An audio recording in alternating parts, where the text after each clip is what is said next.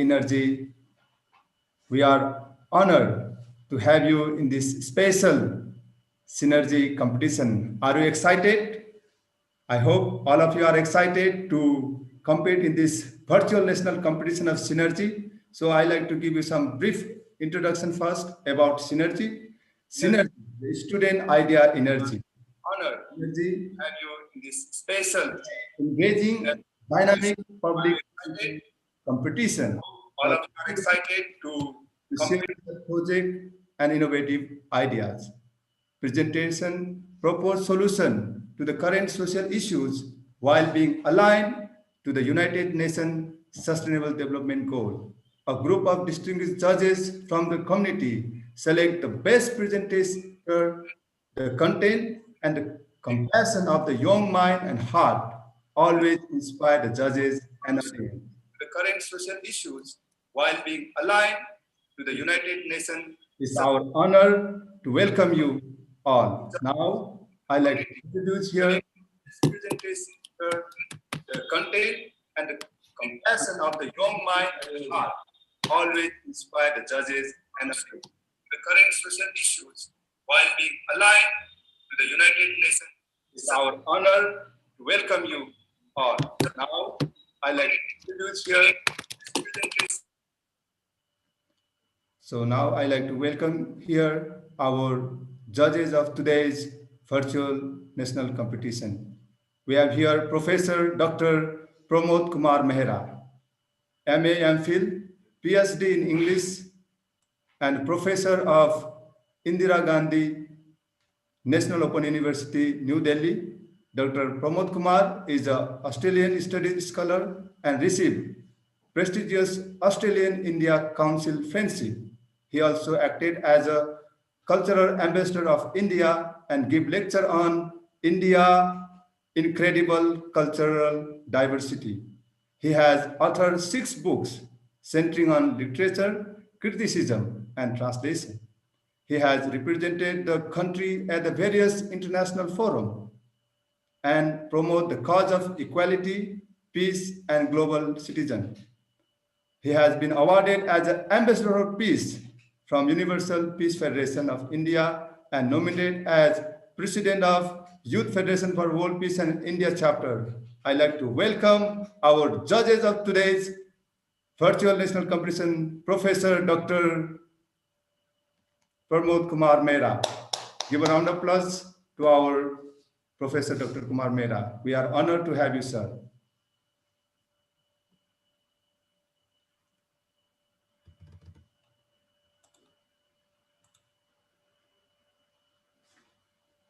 Thank you very much, sir, for joining. So now I'd like to introduce our next judges of today's National Virtual Competition, Professor Arup Burman. Professor Arup Burman is a professor of Department of Business Administration, Assam University, Silchar.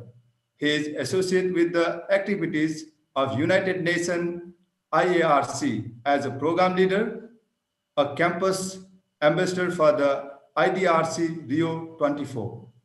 Earlier, Associate Royal Spiritual Healing Council, Honorable Member, and the Royal Society Group.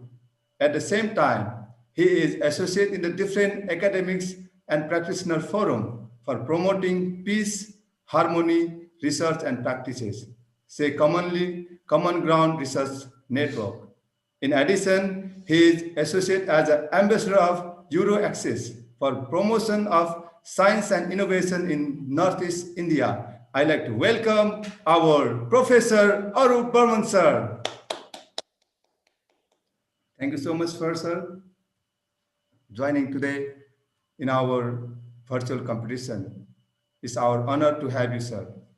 Now I'd like to introduce our third judges, Professor Prashant Chauhan, the Professor of Department of Social Work, Amity Institution of Social Science, Amity University, and Editor-in-Chief of Social Work Times. I'd like to welcome our Professor Prashant Chauhan, sir. Thank you so much, sir, for joining. And we have here our distinguished guest, the speaker, Mr. Krishna Adhikari, the Secretary General of Universal Peace Federation of India and the Senior Advisor of International Association for Youth and Students for Peace India. We honor you, sir, for your great service and promoting peace education on youth, humanitarian service, and interreligious harmony. You are the inspiration and role model of millions of youth. I am eagerly honored and greet you, Mr. Krishna Adhikari, sir. Thank you very much, sir, for joining today's our virtual synergy competition. Same time, now I'd like to welcome here our presenter, the competitor of today's evening. So we have here Miss Priyanka Daire, the youth leader from Chhattisgarh. I'd like to welcome Sister Priyanka Daire. Thank you very much for joining. We have our next competitor is Miss Supriya Singh from Delhi Amity University. Thank you very much for joining today. Thank you, sir, for having me. Thank you so much. Now we have here Mr. Vijay Rai from Sikkim. He is a youth leader from Sikkim. Thank you very much, Vijay Rai, for joining with us. Thank you very much. And we have here next presenter, competitor, Miss Shivangini Singh from Uttar Pradesh Amity University. Thank you very much for joining. Thank you so much, sir, for having us. We have here Miss Merlin Jansi from Tamil Nadu. Thank you very much. Thank you, sir. Thank you so much for joining. And we have here Miss Rudrani Garg from Assam Royal Global University. Thank you very much. It's our honor to join all our competitors. We have 6 competitors from the different states. Thank you very much for joining. So now I'd like to press our technical to show the introduction video of Youth and Students for Peace International. Thank you very much.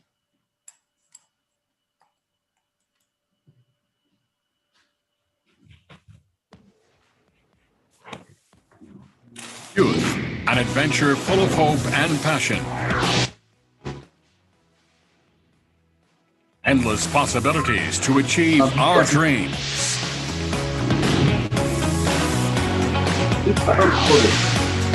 Where your dreams begin, youth and students for peace.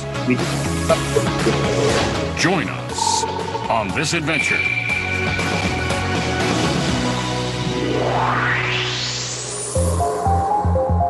In the 20th century, the age of material civilization, science and technology's swift advancement allowed extreme individualism to run rampant. Pornography, violence, free sex, and drugs dismantled the family. Youth were thrust into a cold and dark world. In the 21st century, we need a balanced approach. More public-mindedness, less destruction and division. In 2015, the UN set 17 Sustainable Development Goals and is calling for global participation. What then is the key to harmonious and sustainable development?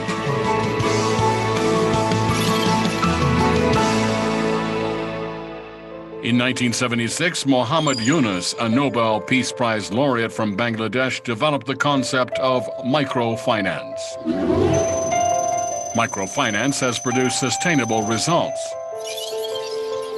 The concept has spread to 140 nations globally to alleviate poverty by providing loans to small social units and teaching collective responsibility. Well before this, Dr. Sun Myung Moon and Dr. Hak Ja Han Moon applied this concept in their quest for world peace. They advocated the smallest unit, the family, is where world peace and happiness begins. The family is where we first learn to live for the sake of others. We are calling this concept micro-peace. Peace begins in the family, specifically in the relationship of parents loving their children unconditionally and children developing the heart of filial love toward their parents. Brought into society, this principle of living for others creates good character in citizens, patriots in nations, and saints in the world. But it all begins in the family.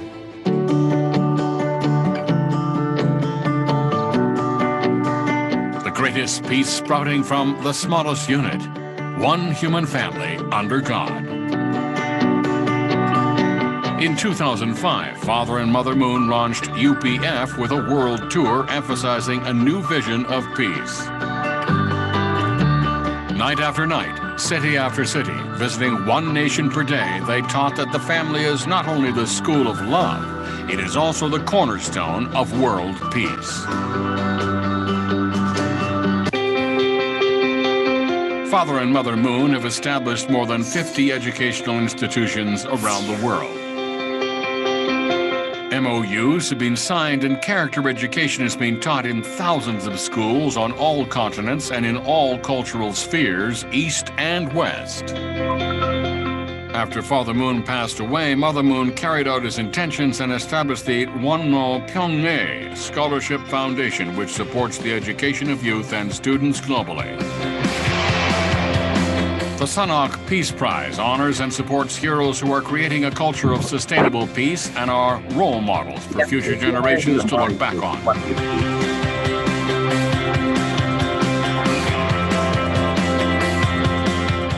On February 23, 2017, Mother Moon, the first international chairwoman of the Women's Federation of World Peace, launched Youth and Students for Peace. 위하여 사는 참 사랑을 실천하는 나눠줘도 더 부족함을 느끼고 더 나눠주고 싶고 이런 마음 자세 이런 환경을 만들어 가야 하는 너희들 앞에 책임이 있다. With the support of Women's Federation for World Peace and the Universal Peace Federation, YSP is a rapidly growing global network of game changers. เยาวชนและนักเรียนแห่งสันติภาพคือความหวังและอนาคตของโลกโดยผ่านความรักที่บริสุทธิ์และความกตัญญูจะเป็นจุดเริ่มต้นแห่งความสุขและสันติภาพโลก एउटा असल परिवार समाज समृद्ध राष्ट्र निर्माणको लागि युवा विद्यार्थी अवस्थाबाट नै सकारात्मक विचार उच्च भलाइ साँचो प्रेमको अभ्यास गर्न आवश्यक छ À travers la Fédération des jeunes et des étudiants pour la paix, je travaillerai afin d'accomplir de grands rêves. Youth and Students for Peace, YSP, builds on the past and opens doors of hope for the young generation through academics, service, sports, international exchanges, universal character education, environmental responsibility, among other things. In Asia, Africa, Korea, Japan, the US, Central and South America, Europe and Oceania, YSP is becoming a wave of goodness sweeping the world today. The idea of one family under God is taking root and growing in the hearts of people, young and old alike. Be a part of this global awakening. Let's create a new future working together. We can do it.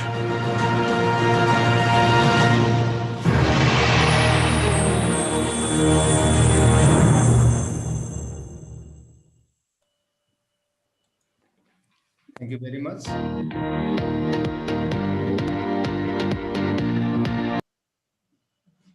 IAYSP, International Association of Youth and Students for Peace, is the advance of world peace by empowering youth and students to become a global citizen through character education, peace project supporting the United Nations Sustainable Development Goal.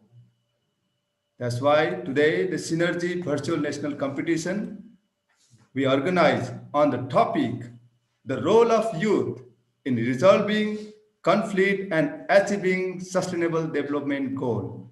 So now, before starting our presentation,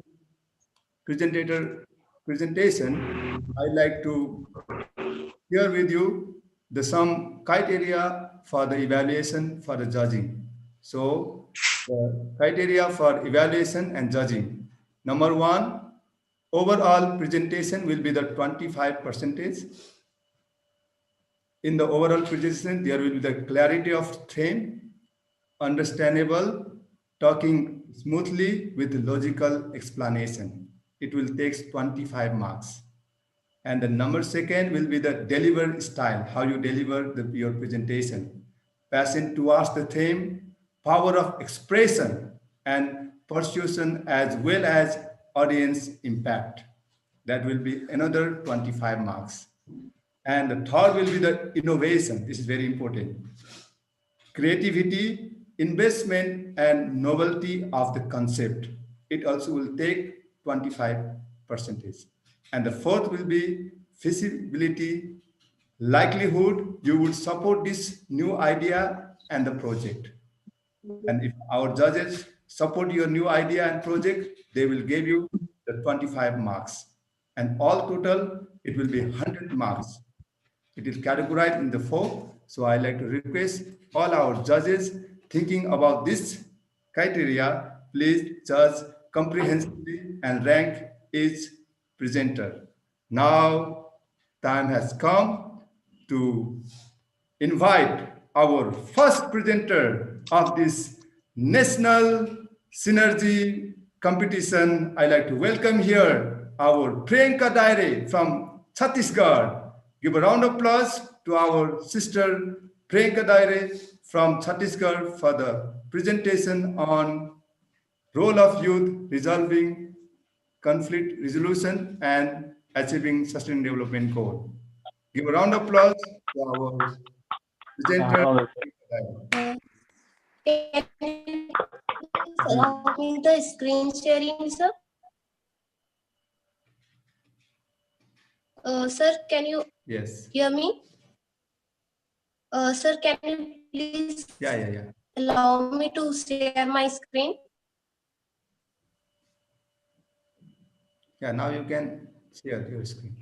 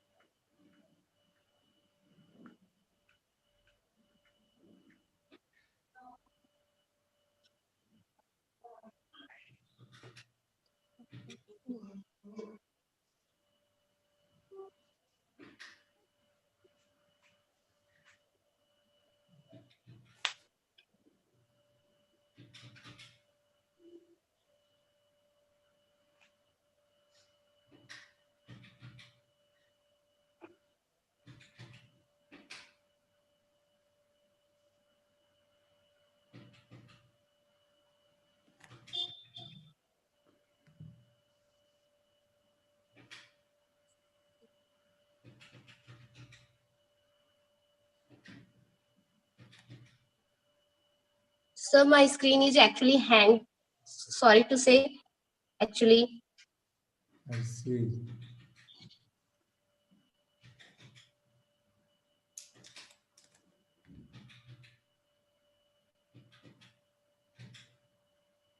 Salah he pariman patut.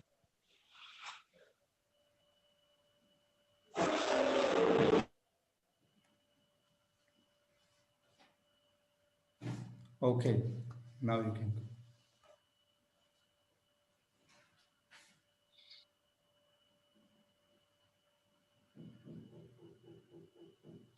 It's working, sir? Yes.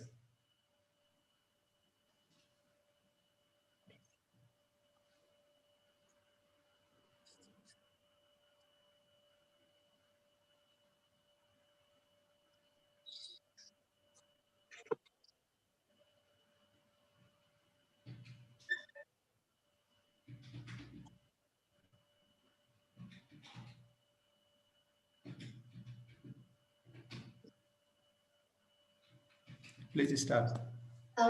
Okay. Welcome everyone. I am Priyanka Daire and I am very excited to share about the role of the youth conflict and achieving goals and the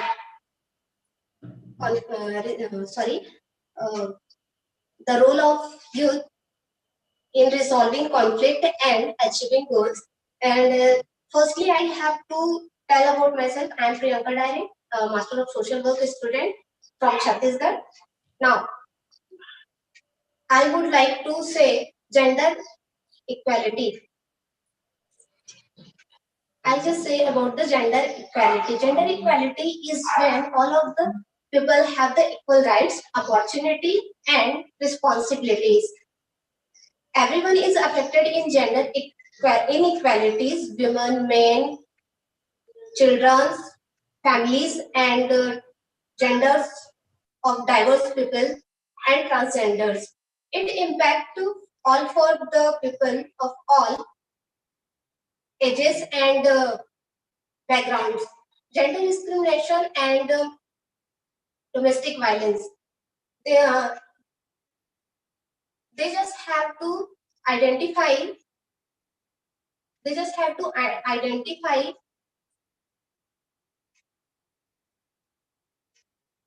following pattern of following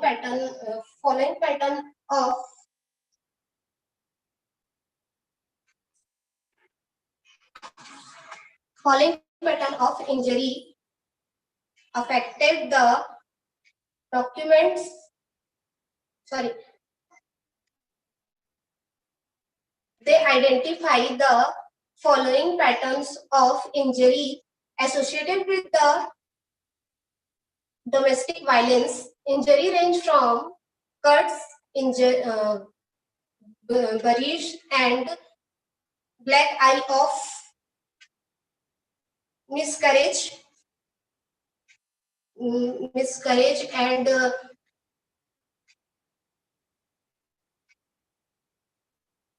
bony injured, splenic, and liver trauma,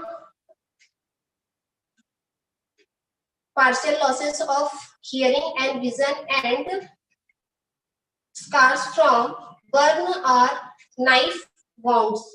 And here 12 area of 12 critical area of concern in domestic violence or gender justice. That one is firstly women and the environment, women in power and decision making, the girl child. Fourth one is women and economy. Fifth one is women and poverty, violence against women, human rights of women, then educational and training of women. Eighth one is institutional mechanism for the advancement of women, and ninth, then women and the health, women and the media, and women of the critical armed conflict. The UNSG My World Survey 2015 report is said that the youth are very much, like 5.2 million of youth respondent out of the 7.2 millions of youth surveyed in the survey form. There the youth women are more participated, and young women mark equality in women and men in the fifth and sixth priority of all the 16 options.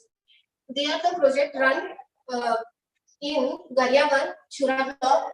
That one is Lok Astha Seva Sansthan, which is funded by Iaysp-India, and there is participation member of Sangwari Mahila Manch Committee, Village Committee, Young Women and Men Committee, and Tribal Youth Committee, then traditional village committee. That are they mainly focus on the ideas of the Chuppi Tod Andolan campaign. That one is called the Break the Silence, and second one is He for C campaign. Third one is the Orange World, campaign. Fourth one is Gulabi Gang. That one is working at night time for the girls safety. And fifth one is self-defense classes. Then after that, the innovative ideas for the first the seminar on domestic violence. Then next is first is seminar on domestic violence. Second one is wall painting. Third one is training of youth. Fourth one is village campaign for domestic violence, just related to Masal rally. And sixth one is village meeting. And seventh one is sixth one is our program and orientation. Then after that, we have to discuss the global level. Not global level, biodiversity and COVID-19 impact of environment. That one is so that the basic carbon emission waste, that waste is based on the electronic waste also, and the compost waste also in daily human life basis. Then next one is wildlife and habitats,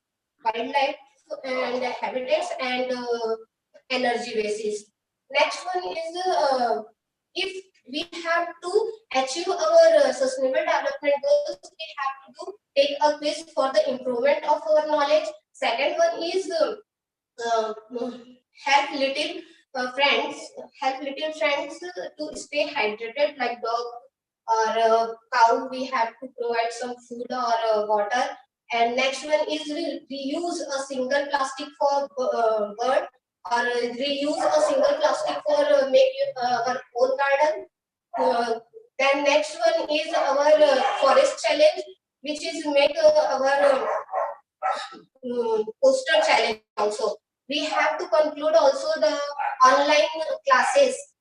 That one is communicating the value of biodiversity, anatomy of human, and last one is our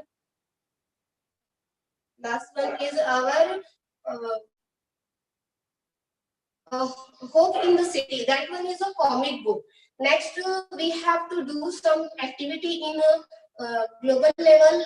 That one is B-Force challenge, B-Action challenge. This is based on the 16 or 7, not the 16. It's based on the 17 goals of basic human daily essential basis. And we have to take pledge, make a letter for ourselves. We have to conclude social media for our development, for business and career basis, make our own heart-shaped mask, and thank to volunteers. Video challenge is the basic for everyone, because social media is a very vast form to elevate, to gain overall the knowledge and our essentially part of our daily basic life. Because if you are listening, you are not recognized, but if you are watching any video, that one is on your mind. So video challenge is the good for our daily, it means best for our activity. And last one is the youth Fit India, Fit India Youth Club, because it's for our health basis. Next one, we have to do conclude some grassroots level activity on my experience. I have to do firstly, I have to arrange a campaign camp. Then second one is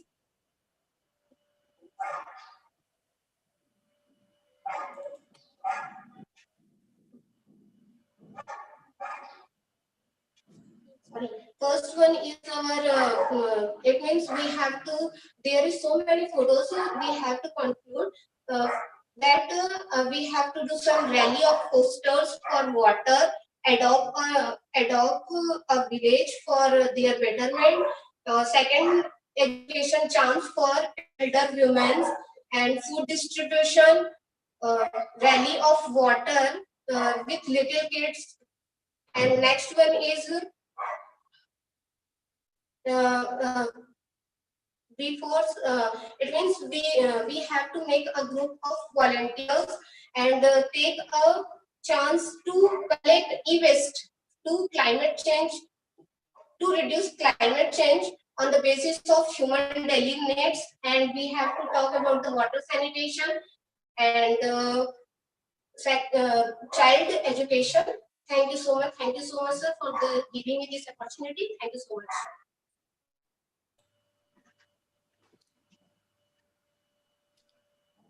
Thank you so much. Give a round of applause to our Sister Priyanka Daire. Thank you very much for your wonderful presentation. So I'd like to request all the presenters, please keep your time. You have only 7 minutes, the maximum time. You can finish by 5 to 7. So please keep your time well so that our judges should not reduce your number or from your full marks. If you go beyond the time, maybe you will be minus by your full marks. So please, I'd like to request everyone, please keep your time well. Now, for the next presenter, I'd like to welcome here Miss Priyanka Singh from Delhi. She is a student of Amity University. Now, I'd like to welcome our Miss Priyanka Singh. Give a round of applause for Miss Priyanka Singh. Virenji, I think her name is different. Just check.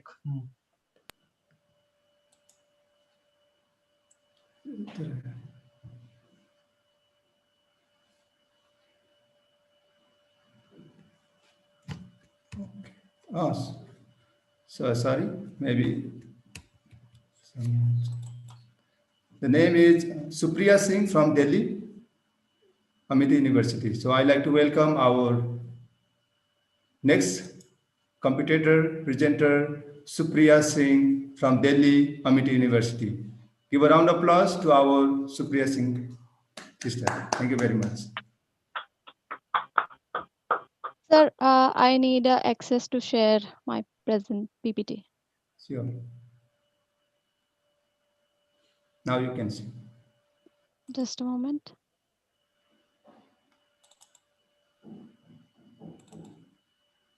So is it visible? Yeah. Good evening, everyone. My name is Supriya. I'm from MIT University, and all the participants and the panelists. My topic is the role of youth in resolving conflict and achieving SDGs. So my presentation will focus upon SDG goal 5 and 16, that is gender inequality and peace. Quickly, I like to run through what is gender inequality. Discrimination against anyone basis on their gender is called gender inequality. So the basic aim of SDG goal 5 is to eliminate all sort of violence against women in public and private sphere, as well as undertake reforms to give women equal rights in terms of economic resources and ownership and right to property. Also eliminating trafficking and sexual harassment or other type of exploitation which women go through.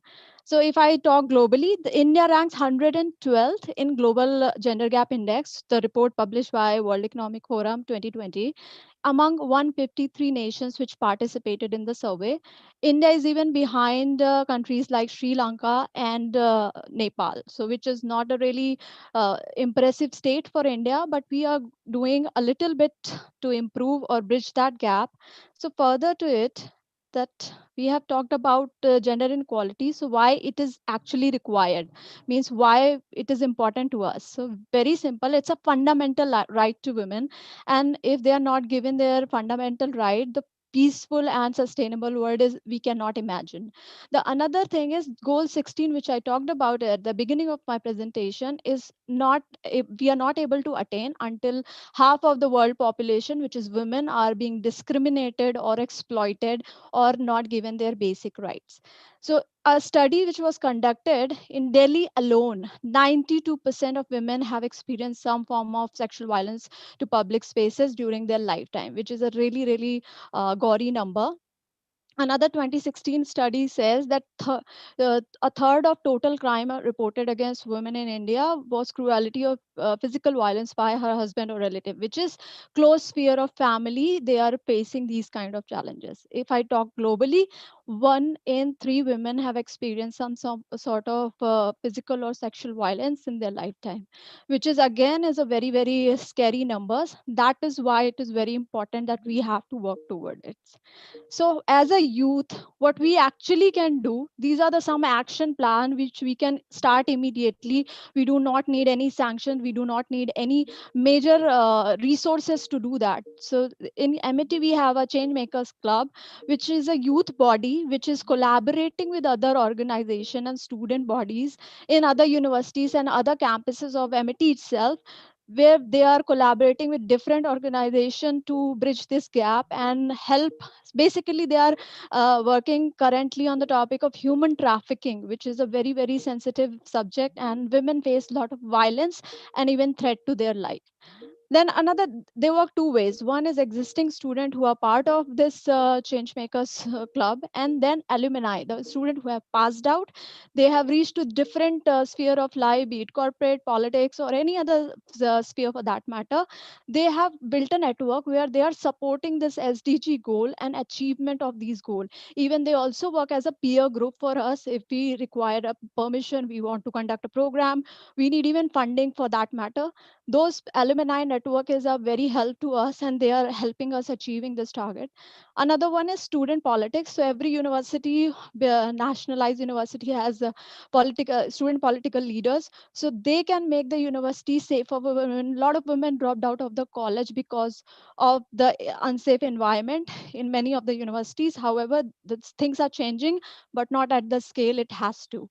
Then again, digital. We have all seen how much role the digital world has played in US election, be it Indian elections. So why not use it for a better purpose, which is bridging the gender gap. So it is a constant reminder. We have to nurture the minds of people at the very base level. Every day, every single moment, we have to remind that women should be treated equally and their right has to be protected. So those people who see those sports will become the agent of change in their respective sphere of life, even at their home. Like the video was suggesting that every family is a smallest unit where the change and peace can start. So that's the way we want to target it. Another one is curriculum. We can also make it a part of curriculum, so a student can be given a little extra credit if they are associating with any of this cause, either from the university side or from outside, whichever cause they support achieving these SDGs. That is another plus. Doesn't require any major resources or anything. It's just a simple curriculum which can be talked to the dean or the head of departments, and it is done.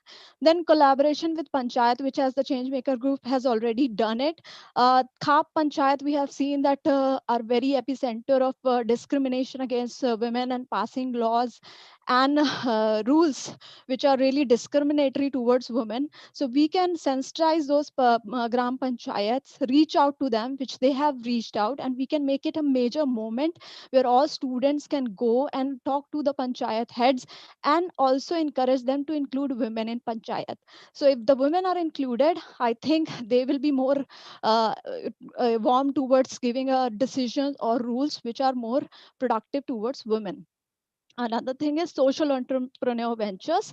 So as an individual, that can start at an individual level, as or maybe a change maker club can collaborate with the alumni. So those venture, if women are financially stable, I think a lot of the things we can cover, and they can also fight for their own rights. Most of the cases women are not even aware about their basic rights. Then skill development program by the youth or for the youth, what we name it BYFY, delivered and developed by youth. Basic computer literacy, small skills which can give them financial stability as well as knowledge towards the outer world and connection to the world. Another major thing is networking and consulting. So as an educated person, I can collaborate with NGOs, government programs, so I can be the bridge between the people and the victims who are not even able to know that those programs actually exist. So I can provide consulting, I can provide networking, so I can bridge the gap between them so that those programs can actually reach to the needed person. Or these change maker groups are really helpful in reaching out to the masses, because when a lot of youth come together, it's a motivation for youth as well, so to go ahead and do these kind of program and connect with those people who actually need those things. So further, I have explained whatever is for the knowledge purpose in the slides. Another, I would also like to share what Amity Youth has been contributing in the thing, mobilizing youth at the university front, which I earlier said, Changemaker Club. Then another one is the Shakti Vahini NGO. We were collaborated for human trafficking. They are a very epicenter of this problem, and a lot of victims they are helping out. We also formed advocacy on Article 23 dialogue, which is very important that people should know about it, how this right has been taken away from people and women, children also. And last but not the least, Aparajita event, which was conducted by in collaboration with Amar Ujala.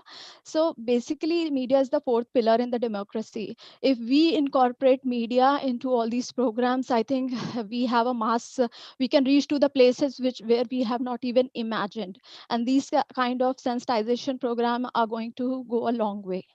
So quickly, looking at the time, these are some aspirational plan which are long term. We can start nurturing youth from today itself. Technology startup can be an answer. Youth as entrepreneur, youth as politician, youth as manager, youth as civil servants, and youth as academicians. And top 20% Indian youth actually who are educated and well taught of, they can cover for the 80% of the youth who are deprived of these things. India is the youngest nation, youngest population in the world. Like 50% of its population is young, and we have to mobilize in order to, achieve all these SDGs. And specifically, what my presentation focuses on, SDG Goal 5 and 16. So in nutshell, again, the youth is the answer to all the question. If we have the major population of youth, people under 25, like more than 50% people are under 25, I think that can actually be a game changer in this thing. And those are my references. And thank you so much. I hope I have not taken too much of a time. Thank you. Thank you very much.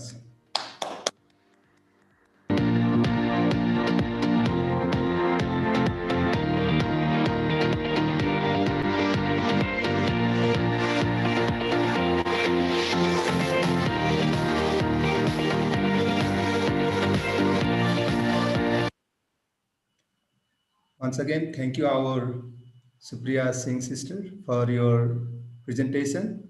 Today, we have only one presenter from representing all the men, because among 6, we have 5 all representing women, and only one is representing the man. So now I'd like to welcome our brother, Vijay Rai from Sikkim, to give his presentation today. Give a round of applause to Vijay Rai.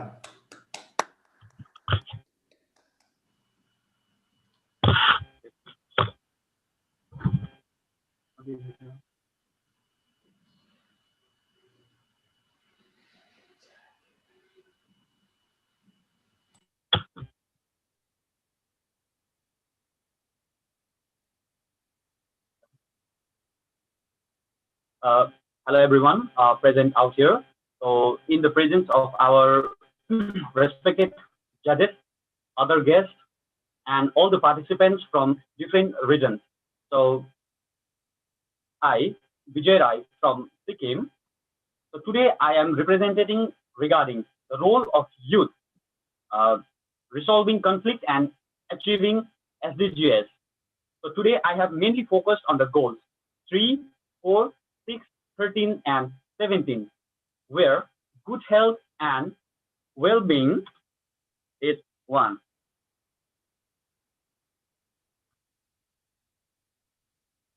So good health and well-being. We should know that health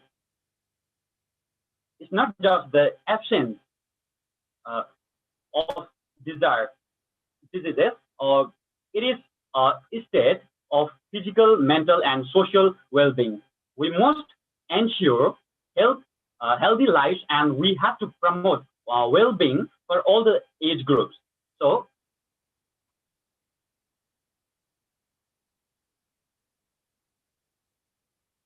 to support SDGs 3, we are with yoga sessions in our area. To make better change in our society, we have to create more opportunity for all age groups, by which they get chance to show their talents.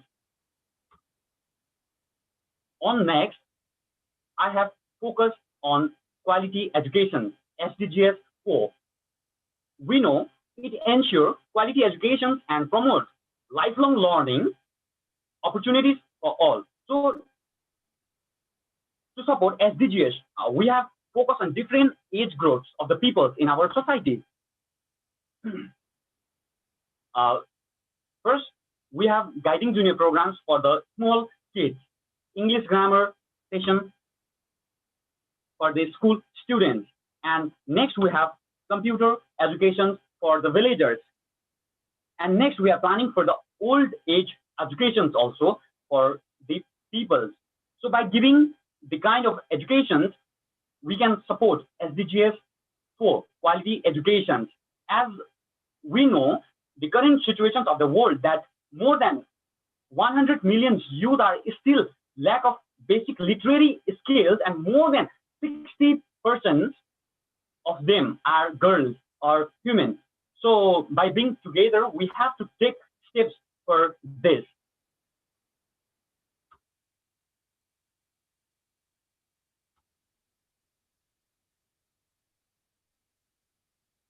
So next, I have SDGs goals, Sustainable Development Goals, clean water and sanitation. As per the information, billions of people of the world still having the lack of safe water, sanitation, hand wash facilities, and all. So, as per the goals of Goal 6, Sustainable Development Goal 6, clean water and sanitation, we have different programs in our place. Like first, we have cleanliness drive, cleaning of source and other activity which is necessary for the society to support this Sustainable Development Goals 6, clean water and sanitation.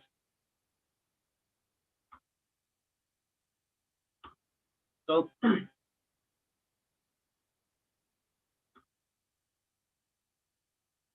like cleanliness drives and other programs we have taken to support this SDGs goals.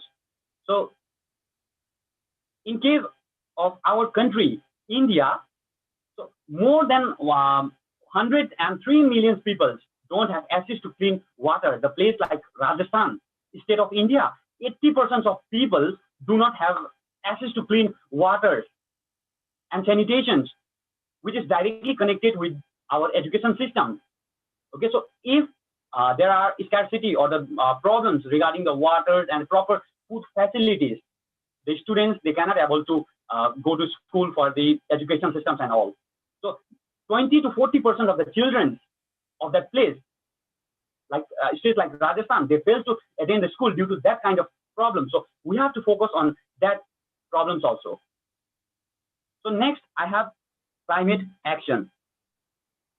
So Sustainable Development Goals 13, climate action. As we know, due to human activities, our planet Earth gets damaged. Presented the main problems of our country or as a whole world is global warming. So, as we know, the several part of India, from the northern side of the India, they are facing the heat wave problems like the heat wave. Heat wave means heat wave. It is a period of abnormal high temperatures more than the normal. The rising of the temperature, that is, we know that the term is heat wave. The problem is facing from our country, India itself, like the country from the state like Rajasthan, Haryana, Uttar Pradesh, Madhya Pradesh. these are the states which are facing heat wave present. So we must have to focus on these kinds of problems. So to solve these kinds of problems, we have to be together. So by to support this climate actions, next we are with the movements of no plastic waste. So this movement we have started from our village Iaysp-India itself. So where we have focused to do this work, we have mainly focused on the students of school students. So as we I have already updated that we have focused from different age group to make our project success, because by collecting information, knowledge, idea from the different age groups, we get easy to make the better change in the society.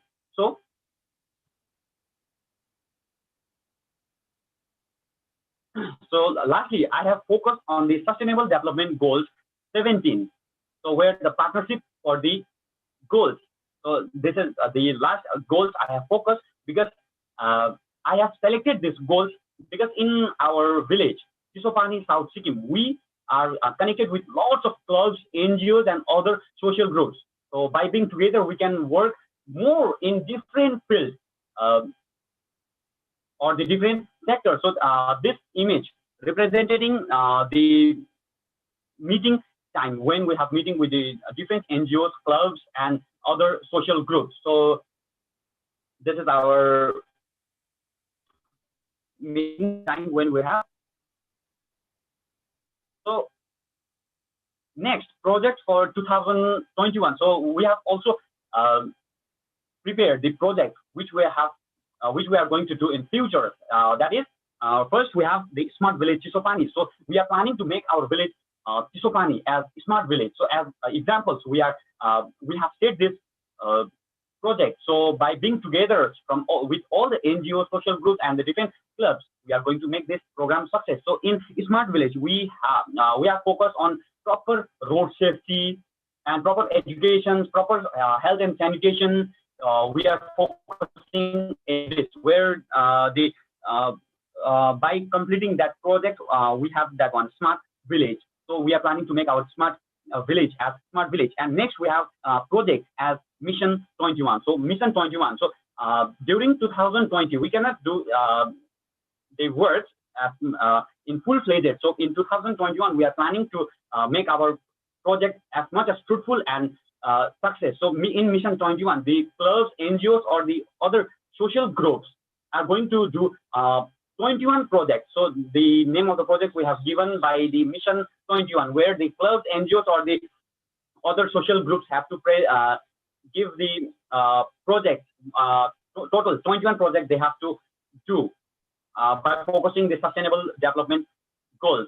Okay, so 21 projects they have to do, which comes under the village development on the social development on the, by which we get lots of new idea and innovative from the different groups. And lastly, we have old age education, so which we are going to do from the 7th of this January 2021. So we are where the old people who are unable to read or write, they get education from the volunteers from our place only. So old age education is our next aim. So total in 2021, we are going to do that smart village, Mission 21, and old age education. The project is for 2021. So I would like to thank to all the judges and all the executives of the organizers. So by saying this, I would like to end up my presentation. So thank you very much.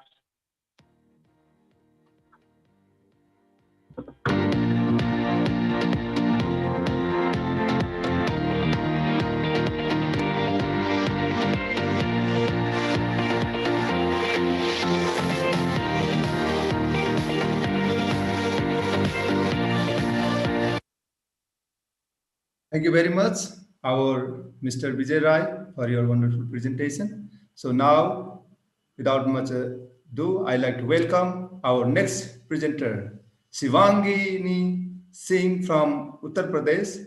She is a student of Amity University. So I'd like to welcome our presenter, Shivangini Singh. Give a round of applause to her.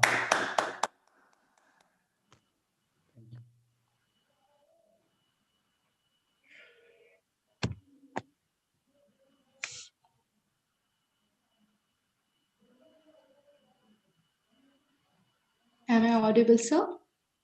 Yes, you're audible. Yes, so very good evening, everyone. I express my gratitude towards International Association of Youths and Students for Peace and Changemakers Foundation for giving us a great opportunity. I also pay my respect to the distinguished jury members. जी ये screen बड़ा कर दीजिए. You make the screen here जहाँ पे यहाँ पे हाँ slide show. Yes, good.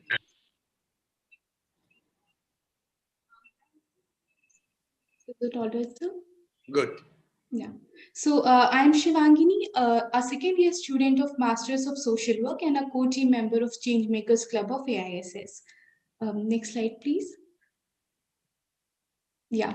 So the project that I wanted to share with you all is Changemakers Club. So it's a newly formed youth association of AISS that supports young students as change makers and hosts workshops, social impact discussions, community engagement, advocacy, and guest lectures with a mission to connect young change makers together, sensitize them, and educate them about the various sustainable development goals for working towards a single goal, that is working towards realizing the SDG goals of 2030. At present, it has members from diverse academic fields like development studies, political science, sociology, social work, physiology, and history. So the idea of Changemakers Club is to expand beyond AISS and the walls of Amity University and connect with the young students willing to create an impact from across universities and build a community of young changemakers.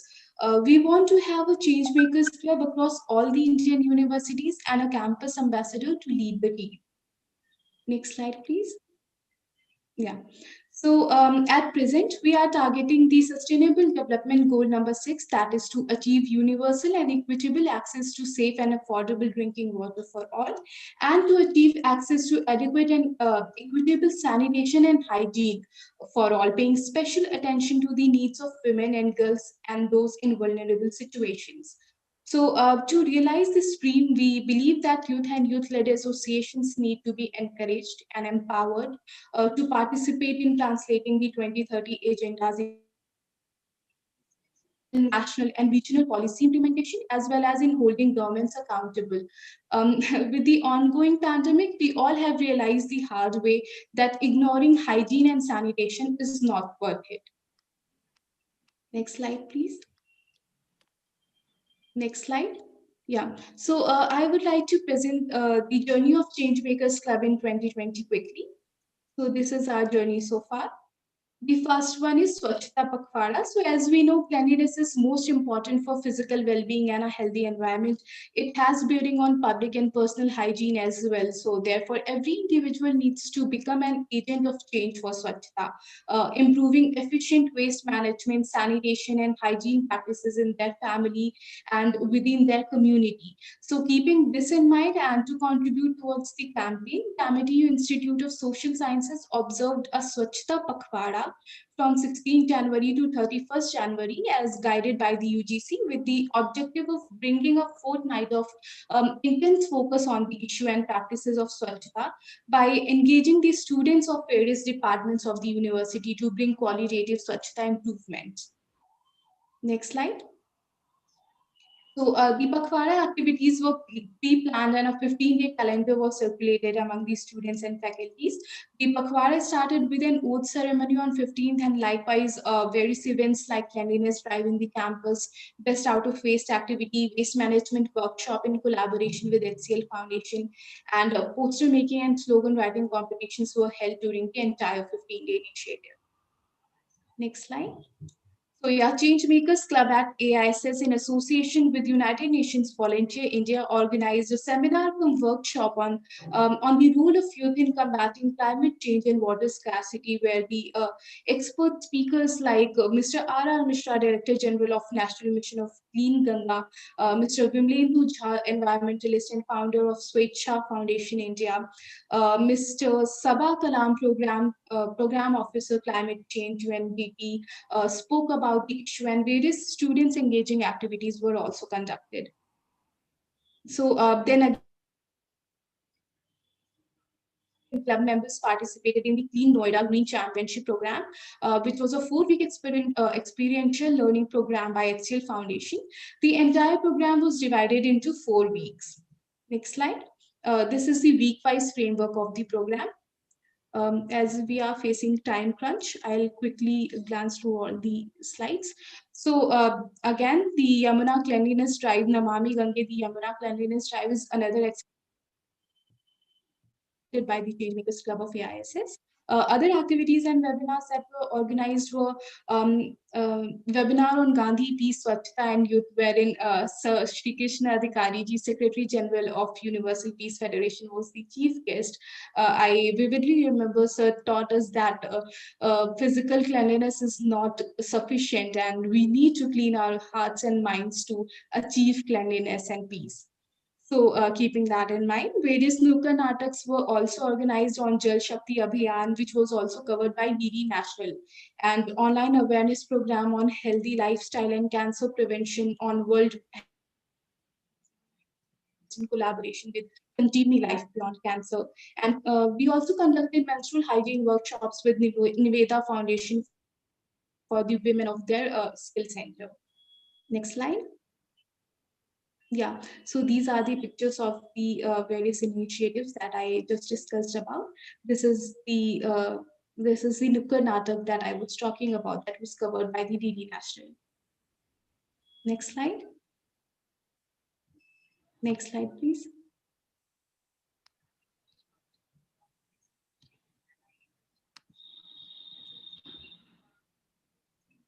So the slide is not visible to me. Yeah, it's visible. So talking about our sustainability model, that is a way forward. Changemakers Club aims at building a carefully selected network of young college or university students under the age of 30 who are passionate towards leading positive change in their communities. They are empathetic, dedicated young leaders who are committed to solving problems and creating opportunities for the good of all. With every next batch in the university, a new team will join the club and a president will be selected by the voting of the core team members, including campus ambassadors of all the universities. The Changemakers Club at every university will be led by the campus ambassadors. Each semester, a new SDG goal will be selected to work upon as per the interest of the members. And likewise, the next 6 months will be dedicated towards working for the achievement of that goal through community engagement, advocacy, youth sensitization, panel discussion, etc. Next slide. Yeah, please take us to the last slide. Yeah, so Changemakers Club will also give these young leaders and change makers a voice of their own. They will get a platform to share their opinions that actually matter and will be able to showcase the world the positive changes they are bringing. Changemakers Club will also have a network of alumni who will guide us from time to time, and they will also get a platform to showcase the excellent work they are doing in achieving the sustainable development goals as a part of their new organization. We believe that youth-led association and organizations need to be encouraged and empowered to participate in translating the 2030 agendas into local, national, and regional policy implementation. So we are looking for compassionate partners that are looking for opportunities to empower young people across communities with the mindset, skill set, and tools to lead positive change. That's it. Thank you, sir.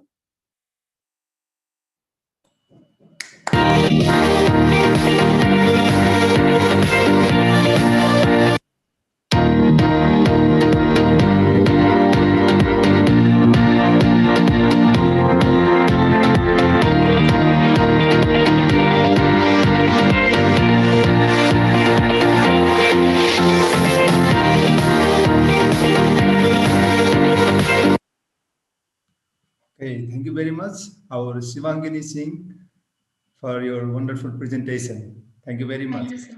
So now I'd like to welcome here our next presenter. She is from Tamil Nadu, our Marilyn Jansi. Give a round of applause to our next presenter, Marilyn Jansi. Thank you very much.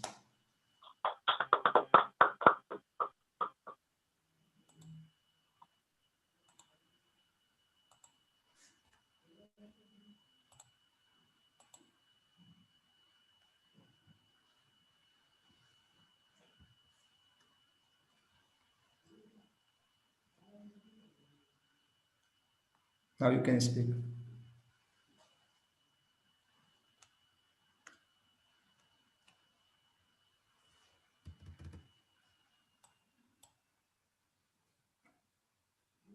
We cannot hear your sound.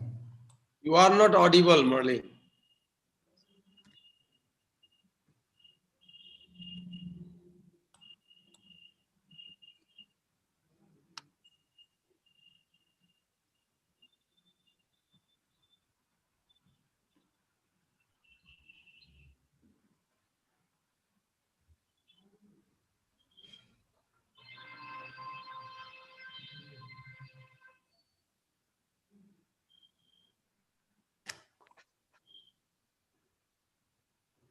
Hello? Yeah, now you, okay. Now okay. So am I audible now? Yes.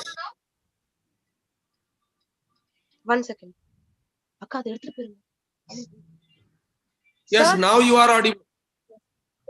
Okay, thank you. And sorry for the mistakes. Okay, sir. Next slide, please.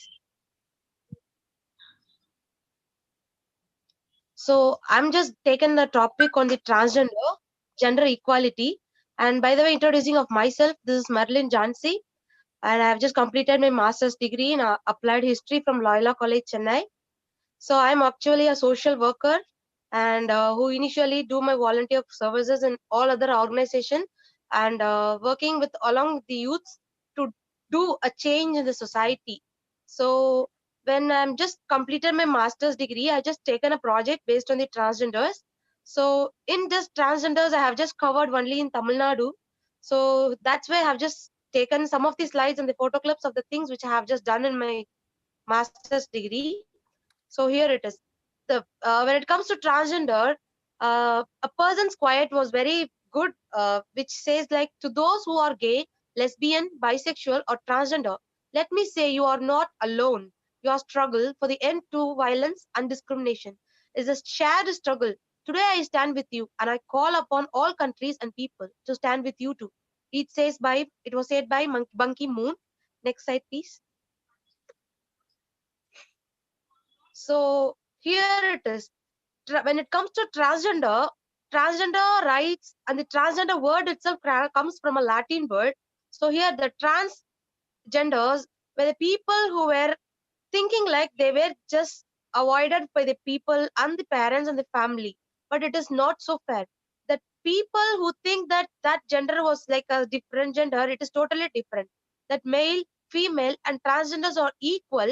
When it comes to gender, it is the changes of the hormones and uh, in India, the transgenders were recognized, and the people they were recognized for the first time as a community based. So here, when it comes to the Indian government took bold step to recognize transgender as a separate gender for the first time in the country and named it as a transgender as the third genders. So here, there are people whom I visited, like where I have visited, like LGBT, gays, and it was a very good, different field that I have not worked with any kind of organization, and I'm not conducting any kind of organization. But from my point of view, I just went and visited the people. They were very kind and they were very cute with a good approach, that welcoming and everything was very good appropriated. But the people, they think like they were somehow they were different, and people, they don't have a very good contact with them since they treat them as very big. They were transgenders. But when it comes to transgender, they were very kind hearted, and even when it comes to LGBT or any other gay or any other people, they seek only for love and peace. They need their own rights and they need their own security, that way they should not reduce their emotion or something to the people who take them as advantage. Next slide, please. So when it comes to statistics of transgenders, there are different countries who accept the transgender in their own category, and they even give the opportunities. When I was a child, I actually think the transgender should have a restroom in their future life. Even I have just planned to build something for the transgender. I'm just having a very good plan for doing something for the transgenders. But in future, when I just went to have an interview with a transgender who is actually in a training to work in SI of Tamil Nadu, I just had an interview with her. And she said, I just asked her a question like, ma'am, if the government has built a transgender restroom, will you be able to accept that? She said immediately, why not why we should have that? Immediately she said, like, she responded like, we need job, we need equal rights in all the categories, but we don't want any kind of toilet. So this was the thing which I thought that, okay, this was the very bad idea which I had. So I just started to change myself. I don't know how many youth were thinking like this, and even how many youths they had a plan to just speak with a transgender. So that is a questionable word nowadays, because if a youth talk to a transgender, immediately the ideology will be like, the girl will be like something different, or the boy will be like something different. So I just want to make a change with that. And there are statistics also says that the birth control, if a transgender baby was like, if baby, from the baby itself we cannot identify whether it is a transgender or not, but by the growth we can understand, and by the method on the change and their characteristics, but with that only we can understand, and we can characterize that if a transgender has been changed into a transgender, or a baby, a boy has been changed into a transgender. Nowadays even a girl has been changed into a boy. So nowadays it is very familiar nowadays, and nowadays it is not like the before, like how the transgender, they struggle a lot with sexual violence, and they struggled a lot with family violence. Even parents, they prohibited them to not enter into their own family, that where they will be seeking, they will be going for the prostitution and all kind of things.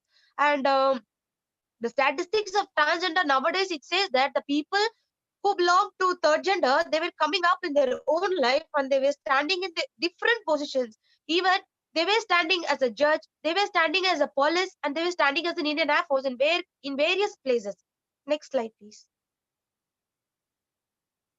So here are the questions. I'm just giving a small questions, the 5 questions. The transgenders, the gender equality. Who are transgenders? How we identify? So when it comes to this question, transgenders, or there was a quote from a lady. She said like, who are transgenders? Who we are transgenders? People, they think like we are trans, but we are not trans, and we are gender equal. Maybe they may not know that kind of casual words they are saying, but how the society is seeing the transgenders. Next, how they live. People, they live. If a boy or a girl child has been born in the own family, they'll treat them like, hey, I had a very good boy child, I had a very cute girl child. But what about transgender? So it is a very questionable nowadays. But people who think that hey, everything comes under a poverty. If the poverty is there, they'll think the boy child will be good. And if the poverty is there, they'll think that girl child will be good, and their girl child will often live to another family or another home. But what about transgender? So that is a question. Who we are. I am a girl, so I can say that I am a girl. If a transgender is there, do we think that if a transgender is sitting near to me, how I'll be treating her? If I treat her like she's 9, or if she's like something different from me, then I'm the loser in that manner. So why I should not see her as the same gender? Are we looking every transgender as the same? Is the questionable one. So are we treated same? If a male or a female, who were treated as equal, no one was treated as equal nowadays. Everyone priority is like, are you in a good posting? Are you in a good location, or are you in a good place? So we see everyone like that. But what about transgenders? How they live, how they survive in their own life. So it is a very questionable one. And if we have a very good heart, we should speak to a single transgender a month or a week to visit a transgender. How are you? Yesterday, I actually saw a transgender whom she is just begging with me. I said, Amma, do you had your food? If you don't have, I'll just give her 10 rupees to have a tea. She cried. It clearly makes me, it's like this, what I'll be doing. So that is the thing where a society youth should think everyone as equal. So are we treated same? So what is great difference within the genders? Being a female, where a parents, they'll make us higher growth, education, salary, job, marriage, this and that. And if a man is there, we'll make him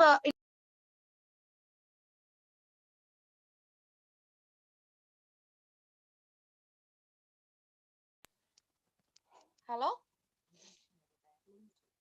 hello Okay, what is the great difference? Next slide, please. Okay, who am I? So this is how, where if a girl child is standing or a boy child is standing, the girl should think whether I'm going to be a boy, otherwise going to be a girl. Next slide, please. So here, the struggles of transgender. Being a transgender is not very easy thing. See the first photo, you can see that there is a lady or a trans. She was a good dancer, but in Hyderabad, she had an acid attack. Current news. And this is what how a transgender is facing day by day. Even many transgender trying to come up in the life by struggling a lot. Many transgender has been discriminated in various ways. Even for getting into a good job, it is very difficult. And even getting into a great job and even focusing on the same things, it is very different. People, they left alone from their own family. And here we can see another girl, Banu Priya, and she's actually a social activist who's still working for all the transgender community to come up in their own life and to get into a good job. And then all transgenders were very cute enough. They were like a mother, they were like a sister, they were like a daughters, they were like a girl child. So we need to respect all the transgenders. Next slide, please. So achieving transgenders. So here we can see many transgenders who achieved in and around Tamil Nadu. Here we can in and around India too. So here we can see a lawyer who is a transgender, and now she's in India High Court, Tamil Nadu High Court, and there are people who started many organizations to protect and promote the transgenders, and even they aim to give some scope for all the transgenders who were dropped and who were dropped from their own families. And there is a transgender who became as an MLA and the MP from the political line. And there is also a judge who became and encouraged all the transgenders by committing all kind of violence and all kind of things. And we can see an essay who is his name is Priyanka, and she became the first SI in Tamil Nadu. And we can see a transgender who got married to a boy. And this is how a great family and a peace family of transgender has been creating. Next slide, please. So here are the things where I have met many transgenders in and around Tamil Nadu. And here is a transgender in the middle photo along with me. And in the opposite photo, we can see a transgender who is in Bharatanatyam pose. That is the transgender who is standing near to me. So in the opposite side, where I'm wearing the red color sari, so that transgender was my good friend of mine, and she's from Loyola College, and she stand for the election, student election, the red color sari near that. She stand in the student election in college level, and she won the student election transgender. And the below photo, a transgender who is lying in my shoulder. She's so kind. She's from Vellore, where I have just visited Vellore for my research. She's a transgender, and she's just going for her life. Her mother was a disability, and her mother was so sad. She's just lying. She's the one, this transgender was the one to help and support her own family. And nearby, this is my college photo. So where 3 to 4 transgender has been admitted in Loyola College for their higher education. And I'm happy that many universities were encouraging all the transgenders to join and for their education purposes and for the future development of all the transgender community. Next slide, please. So here it is, Toli, a transgender organization in Chennai, Chulaimedu. Here in this photo, we can see transgender has been combined, lesbians has been combined, and the gay has been combined. Many people has been combined in this photo. And in the center photo, we can see a lady who is in wearing that blue color chudidar. Recently, she died. Her name is Sudha. And actually, I interviewed her by asking many questions, and she also replied with very good. She's from Bangalore, and she just replied me. I asked her a question. This is actually questionable to all people. So I asked her like, dear Sudha, are you aware of death certificates of all the transgenders? She said no. So from all transgenders itself, we need to educate. So we educated means we are the purpose people. We are educating to educate them. So if we have the plan and if we have a good community circle, we can also teach them the rights and all the things. Even in Tamil Nadu, in India, Chennai, people, they were not aware of those kind of things. But I don't know how many people were aware of the death certificate of all the transgenders. So we need to make an aware or note on that. And this is the organization where I work for 1 month for my research purpose. They were very so kind. Next slide, please. So finally, so this is my entire photo where I just worked with nearly 5 districts and I just went and met more transgenders.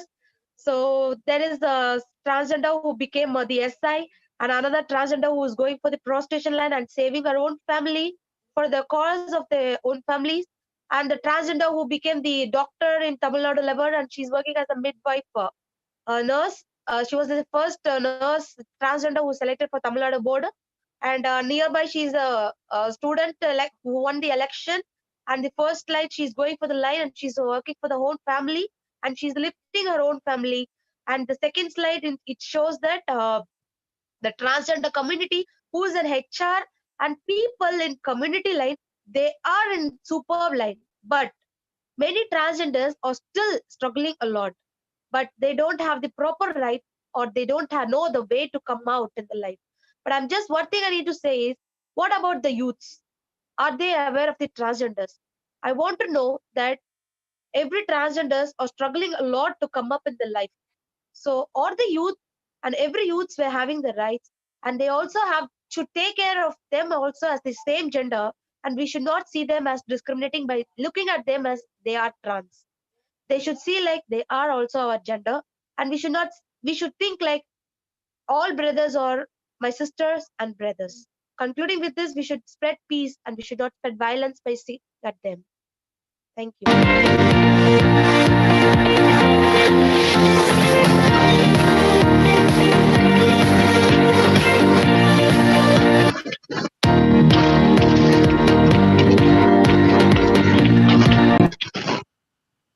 Thank you very much, Jency, for your presentation on transgender. So now we have final presenter or competitor for today's virtual national competition of synergy. So without much ado, now I like to call upon our Miss Rudrani girls from Royal Global University, Guwahati, Assam. Give a round of applause to our final presenter, Rudrani girls.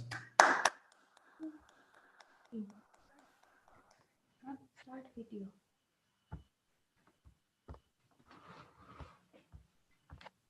Slideshow first slide, no, first slide. Slideshow, no, slideshow, first slide. No, let me just try once with slide from beginning. Yeah.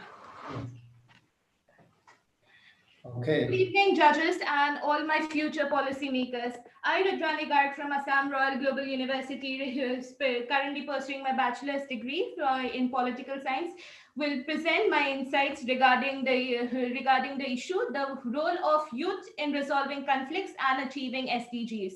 Next slide, please. So this is the way in which I'll be going about. First of all, I'll be giving you a brief gist about the topic, and then I'll be putting forward India and her statistics, and thereby I'll be advocating my cause, that is SDG 3 and SDG 6, following a case study, and then finally the conclusion. Next slide, please. Introduction. Inside every problem, there lies a solution. Nelson Mandela rightly quoted, "The youth of today are the leaders of tomorrow."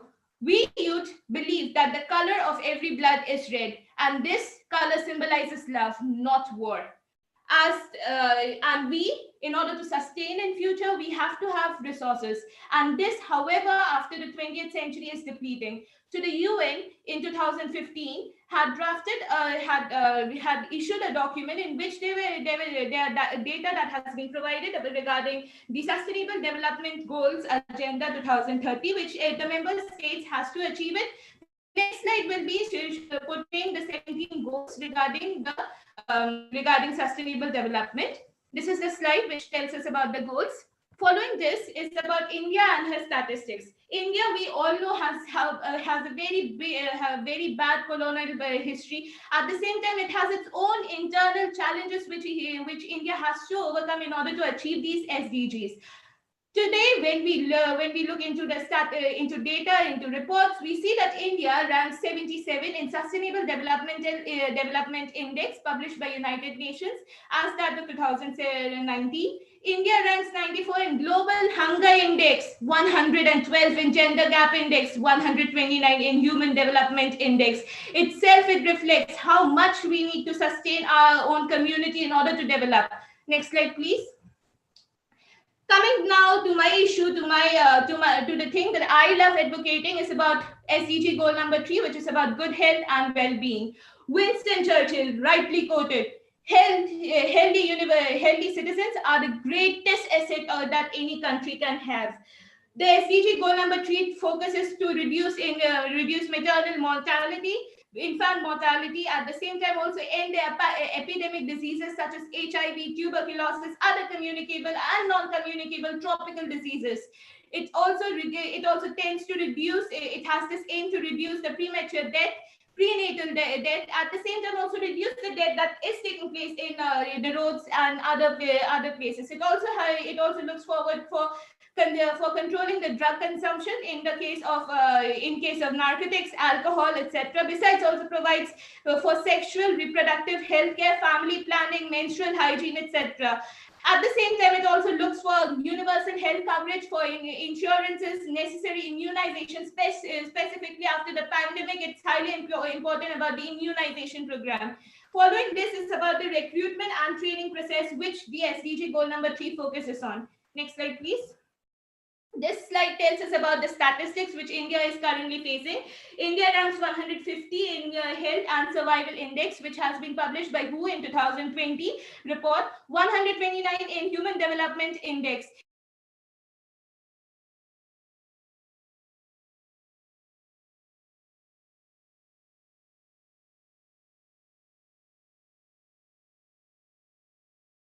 Life expectancy of 69.8 years, and faces the critical diseases such as that of HIV, tuberculosis, malnutrition, etc., which India needs to overcome in order to have a sustainable living. The challenges today, however, includes lack of resources, finances, lack of infrastructure, poverty, malnutrition, lack of awareness, which has been one of the prior causes for all the menstrual hygiene disorder, women cancer disorder, etc. We also need to break the traditional superstitions, which has been like today, if there's a disease, people go to OJA even today in the rural areas, people go to OJA to cure the disease, which needs to get overcome. So then again, there's doctor-patient trust relationship is getting hampered. Lack of affordability, accessibility, and implementation is another important cause, which is a challenge which India needs to overcome in order to achieve this goal. Next slide, please. The way ahead. Number one is agricultural reforms. The biofortified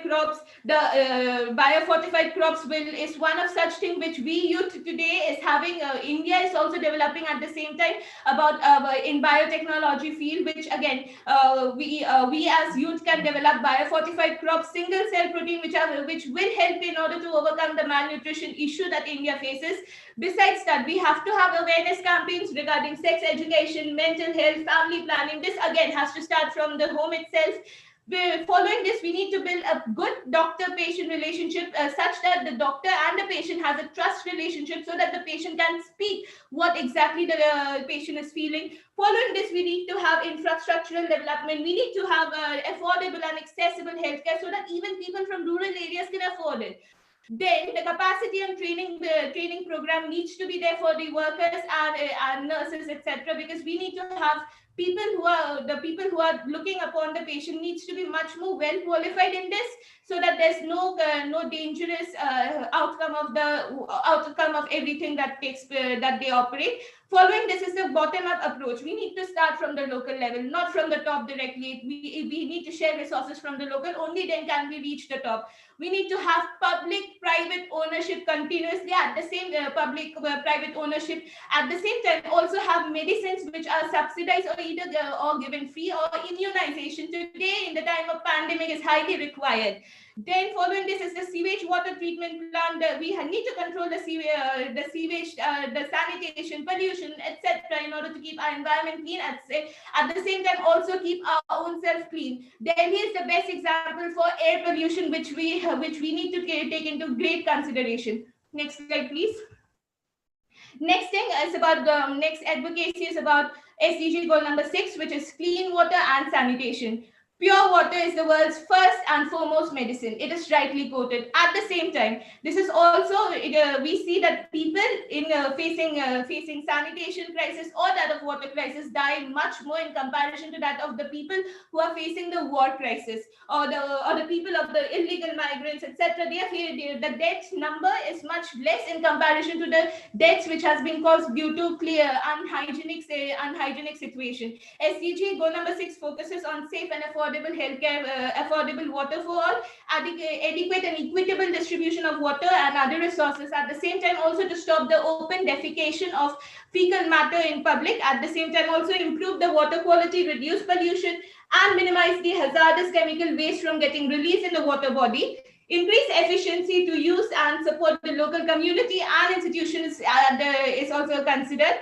Resolve the transboundary disputes, which is well seen in case of Bangalore and in case of Karnataka and that of Tamil Nadu. At the same time, also ensure international cooperation in capacity building. Next slide, please.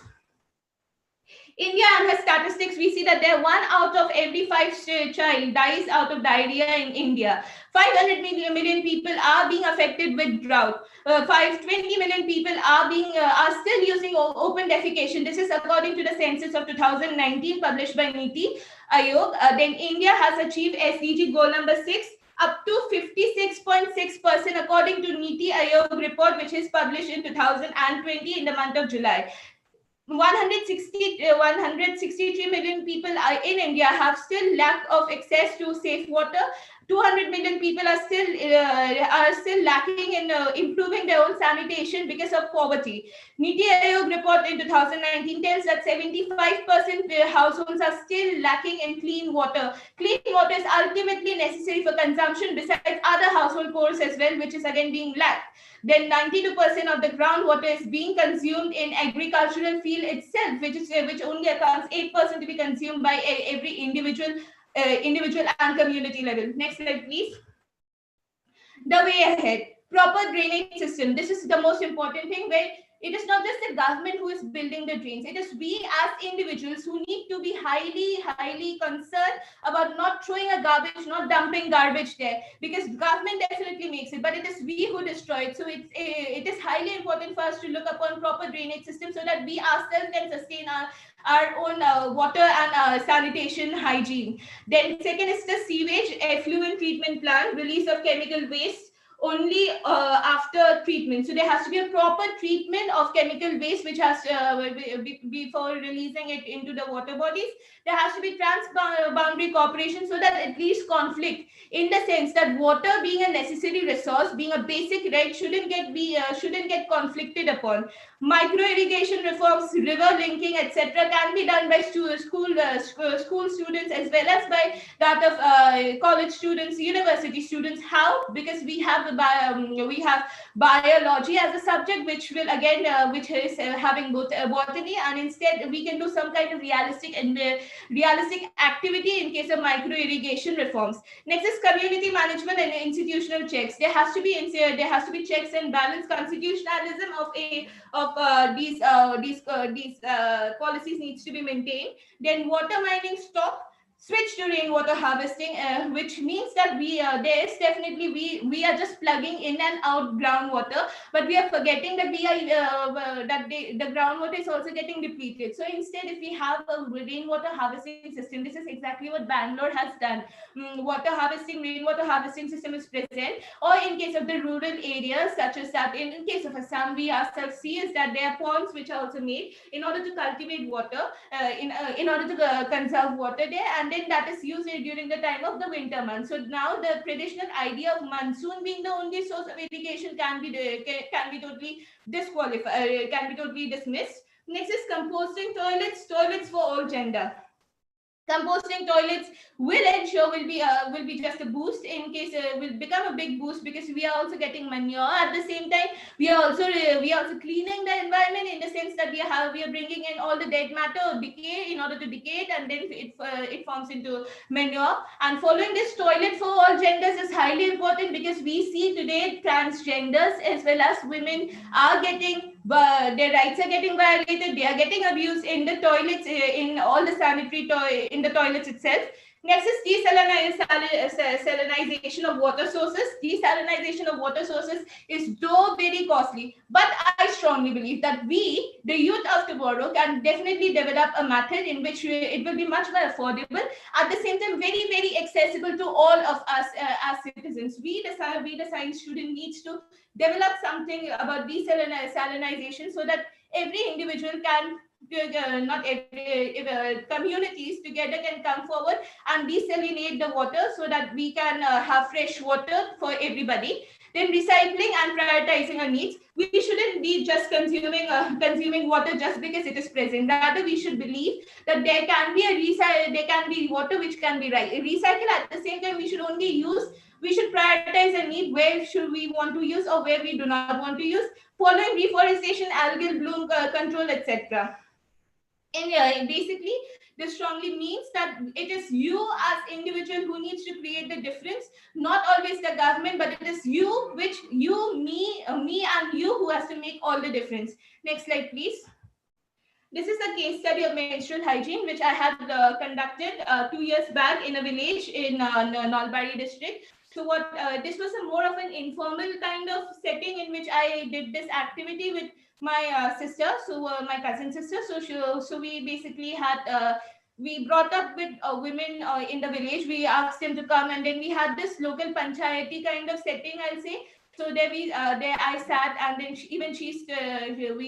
we discussed about menstrual hygiene. It was shocking for me that in spite it being 2018, women there in the village still continues using rugs, leaves, ashes, mud and soil is basically mixed, and with that ashes is also mixed, and then it is placed over cloth, and then that is used, and the newspapers they use. So that was very shocking for me. It was 2018, and yet they continue practicing the traditional method. So when I asked them, so it was that they weren't the ones who were like it wasn't lack of poverty, it wasn't lack of awareness, but it was poverty in one hand. At the same time, there was a dilemma to choose tradition over that, to choose science over tradition. So that was something which I was shocked. It was 2018, yet people had the mindset of the past. So though my campaign was definitely not that successful, but yet it was yet what I was shocked to see was that at least I understood the mindset of it. And then again, when I think of it today, I think we as a community and with more individuals, if I go forward with it, then I think there will be a huge difference which can be created. Again, one more interesting thing that I noticed was that the women of that village did not go to college, did not opt for higher education, in the sense that after menstrual cycle, they are considered, this is still prevalent in this village, at least they are not, due to stain in their clothes, they are still not allowed to go, and they are asked to do the household chores. So that was something which really shocked me. And then again, women, 60,000 women per year in India are suffering from cervical cancer, anemia, etc. This can be, however, improved with better medication and also medicines which are subsidized in the form of vitamins, nutrition, medicine, etc. Following this response and way ahead, it was more of a failure. Then women were more, it was basically the traditional idea which was prioritized over hygiene and sanitation. Then lack of affordability is again another important cause. Besides, illiteracy is still present, if not with the girls, it is still present with the family that they belong to. So that is something which I think in future I'll be working out with. And then the next thing is that what can be done? Reusable sanitary napkins. This is something which I tried in class 12 to make, but again, it was a failure definitely. This is about reusable sanitary napkin, which is basically made and it is worn by, so it is basically in the sense that this making reusable sanitary napkin, you can make it in your home itself, and then people will and then you can wear it. At the same time, however, the only difficulty is when you have to go for a more of a UV radiation protection method, which is again becomes a difficult issue, because because though sun provides the rays, at least in the traditional setting that we are belonging in, we are not allowed to expose our menstrual pads. So this is reusable sanitary pad will be again very helpful in the sense of poverty, because because women today will be able to reuse the same pad after cleaning the pad. At the same time, also will also reduce their cost effectiveness, and will allow them to go for higher education. Then affordable sanitary napkins, if we have already seen in 2018, GST of 12% was removed from sanitary napkin, but yet there are people who are not being able to afford, especially during the pandemic time. We saw a new of kind of poverty, which is feminization of poverty, which came up especially in the case of menstrual hygiene. Education on menstrual hygiene, if we as individuals go forward and educate not just women but even men regarding women problems, I think that is one of the very key solution which can come up. Community involvement is another important thing, where the people of the community, so that women do not feel embarrassed to talk about it, to talk about their problem, is again important, so that the communities at least understand. Then toilet is very important for women, because open defecation, definitely women faces problem. This is one of the key reason because of which women drop out from school. Food supplements is another very important method, important step that can be done in order to improve their health status, especially during the time of their menstruating age, that is during the adolescent period. Finally, the conclusion. Mahatma Gandhi rightly quoted, "Earth provides enough to satisfy every man's need, but not every man's greed." Be the change that you want to see in the world. We all must remember that sustainable development is about sustaining ourselves for the future. If we continue for our own wants, the earth will be depleting, and our resources will be consumed and we will not be able to sustain our future. So it is upon me and you how we will be keeping ourselves together. We will be keeping our needs more importantly prioritized than that of the wants. Finally, take individual responsibility. It is your responsibility how you will be sustaining yourself. With this, I conclude by asking you a question, that can I count on you, or rather, can you count on yourself in making the world a better place, a place where we all can sustain with each other in living in peace and harmony? I hope you will be able to answer this question. Only then you can make the sustainable development. You can make the difference in the world, and it is with you with whom the difference begins.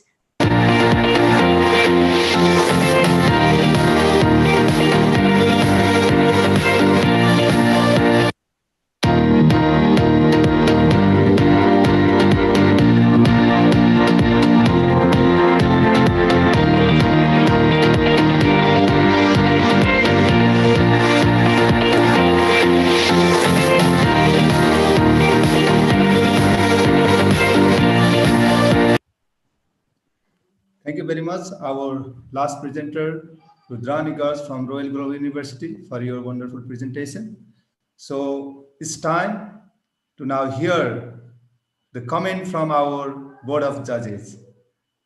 I hope all our competitors are really waiting for this time to hear the comment from our judges. So first of all, I like to welcome our judges, Dr. Professor Pramod Mehra sir, to give a comment of our presenter. Give a round of applause to our Dr. Professor Pramod Mehra sir.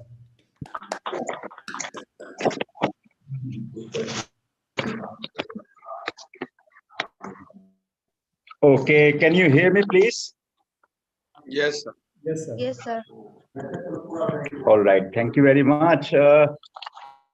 May I begin with a sincere expression of my thankfulness and gratitude for the organizers, Youth and Students for Peace, Krishna ji, for giving me a chance to be with all of you, with participants with such courage, passion, and ideas. And I think I would like to say that we have managed to do complete justice to the theme identified by the organizers. When we are thinking of the role of youth, when we are thinking of SDGs, I think with the kind of ideas that our participants have shared, particularly like, I can name all of you: Priyanka, Supriya, Vijay, Shivangi, Rudrani, and Marnil. I think that I have ended up on the on the beneficiary side. I have, when I look at your passion, when I look at your creativity and understanding of the concept, you have. I think we can be rest assured that our future is in safe hands. You will be able to see through the challenges that we are facing, and I can see that you are thinking very, very closely, very, very profoundly about the future challenges and how we can accomplish the sustainable development goals within the stipulated period of time, and with all the challenges that we are facing. I would like to, from my personal end, I have seen that I have been a part of many debates, many such competitions, but I have rarely come across such novel ideas, such bright kind of people who have spoken with such great courage, such originality, and I think that the projects that you have submitted, new ideas that you have projected. I mean, I would like to work with you in some tangible way to make those even more successful. I congratulate all of you for your participation, and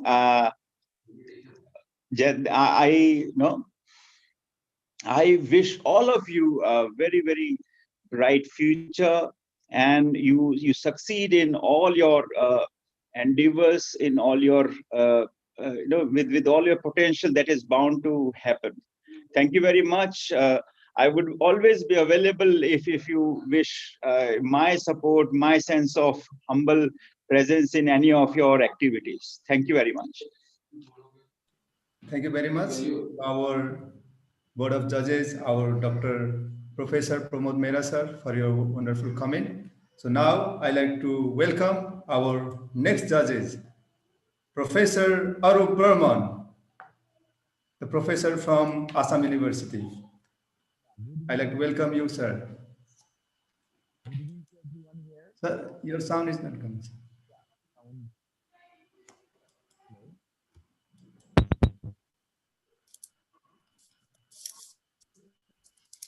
Hello, audible? Yes, sir. Now. Hello. Yes, sir. Hello. Yes, sir, you are audible. Hello. Yes, sir, you are audible. Yes, sir. Hello.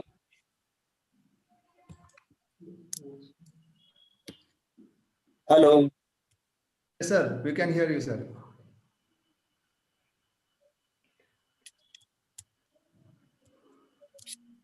Hello.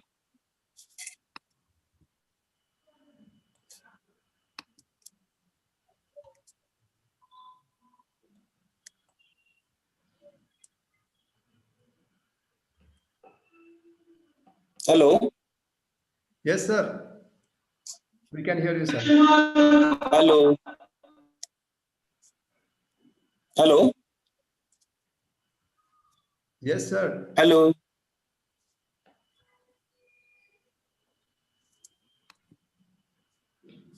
Sir को सुनाई नहीं दे रहा है Hello. हमारी आवाज Sir, we can hear you. Sir, we can hear you. Okay. Good evening to everyone.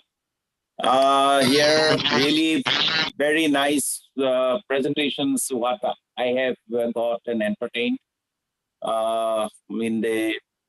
Given the opportunity by the Krishna Adhikari and the Virendra system in this particular platform, really not only the enjoyable, it is giving me a lot of information, as well as I am getting the knowledge I should appreciate all the participants who has shown the passion not to speak but to show the courage in the form of the creativity and innovations. And at the same time, I would like to tell that my idea is that all the students, all the participants who are here participating for the debate as well as the presentation, they have touched the point of the sustainability in a very organized way. Yeah, we know that there are limitations. The time, many of the participants out of these 1 6 only, the Priyanka and the Supriya, Vision Rai, Sibangi, then the Marilyn, then the Rudrani. Actually, everyone touched the point of the sustainability very organized way. But the thing is that the many time is the restrictions is given to the time, but the time is not followed. Yeah, that I understand because of I think the idea is so rich that the one has to experience. There's always temptation to speak. Yes, the excitement to speak, excitement to put forward the solution to the art, solution to the motherland, solution to the again the sustainability of the world. So everyone is giving really a good solution. And maybe debate is not the matter here in this case. What I understand is that yes, all of you are here as a resource, not as a competitor. You are resources. You are giving the ideas, and these ideas, if we generally regenerate, at the same time if we keep in touch. And another more points what I understand from all of the participants is that the education is the central part. Anyhow, all the presenters are touching over the educations, and that is the lifelong or the life-related educations, and at the same time, it's critical aspects of the educations which generally do not touch. And as an educator, I normally think that whatever the points is there, actually no syllabus does cover it. No syllabus has been covered till today, even though we are making the national education policy or even the international education policy. But this international education policy cannot solve it. Now it is the matter of the education for the individuals and at the same time education of the self. And really this is wonderful. And at the same time, the co-judges already saying, Pramod is saying everything he has expressed, and I'm also saying in the opinion. And I feel that this, again, if there will be much more debate among the youth, because it takes time. I know it takes time, and at the same time, it is necessary that there should be the Universal Peace Foundation should have to organize more debate in this particular platform so that they will get much more encouragement. And at the same time, in another level also, these types of debates should be organized. And with this, the results matters in this different case. I would like to, again, I should actually congratulate all the participants because they have shown a passion for the sustainability. And with this one, thank you to everyone, the organizers, as well as the presenters, and at the same time, my co-judges. Thank you. Good evening. Thank you very much to our Professor Arup Burman sir for your presence. It really makes this competition is fruitful. So now, without much delay, I'd like to welcome our, yes sir. It's over. Hello. Yeah. Thank you very much, sir. Thank you so much. So now I'd like to welcome our third judges of today's competition, our Professor Prashant Chauhan sir. With his help, we could able to organize this program with the collaboration of Changemaker Foundation. So now I'd like to welcome our Professor Prashant Chauhan sir. Thank you so much, Birenji. And let me start with this note that this is, I think, one of the best program planned by UPF and IA, this organization, which is International Association of Youth and Students, because I think SDG goals are one of the important thing which worldwide need to be discussed and all the youth and everyone should work upon. So I think this is a wonderful initiative. So, and the kind of presentations today, which we have seen today, I think are covered each and every aspect, and maximum participants have taken up goals which are really in connection and need with the India if we see. So they are really very important to achieve, and in context with Indian scenario. So definitely they play a very, very important role. If I see the presentations, and definitely this team has tried to cover up the whole India, and from northeast to Chennai to Delhi to UP, everywhere the participants are representing Chhattisgarh.